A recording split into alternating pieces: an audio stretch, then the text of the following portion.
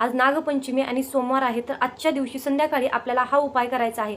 हा उपाय तुम्हाला संध्याकाळी 6 वाजल्यापासून ते रात्री 11:15 वाजेपर्यंत हा उपाय तुम्हाला करता येणार आहे। त्यासाठी व्हिडिओ जास्तीत जास्त प्रमाणामध्ये शेअर करा, जेणेकरून ही महत्त्वपूर्ण माहिती सर्वांपर्यंत पोहोचली पाहिजे। तर आज आपल्याला असा उपाय करायचा आहे की कापरासोबत आपल्याला काही वस्तू जाळायच्या आहेत। या वस्तू जाळल्याने काय होणार आहे, याचा काय रिझल्ट भेटणार आहे हे सुद्धा मी तुम्हाला सांगते। त्यासाठी लागणार आहे आपल्याला भीमसेनी कापूर। भीमसेनी कापराच्या अशा प्रकारच्या वड्या असतात, या तुम्हाला पूजा साहित्याच्या दुकानामध्ये किंवा किराणा दुकानामध्ये हा कापूर तुम्हाला सहजपणे उपलब्ध होतो।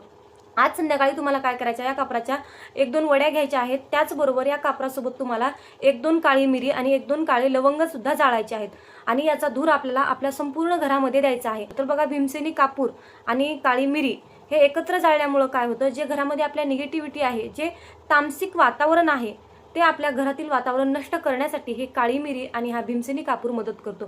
त्याचबरोबर भीमसेनी कापूर आणि लवंग जाळल्यामुळे काय होतं, तर आपल्या घरामध्ये माता लक्ष्मीची कृपा होते। म्हणजे आपल्या घरामध्ये पैशाची कमी पडत नाही। कुठल्या ना कुठल्या मार्गाने आपल्या घरामध्ये पैसा येतो। जिथे आपले अडकलेले पैसे आहेत ते सुद्धा आपले पैसे परत येण्यास मदत होते।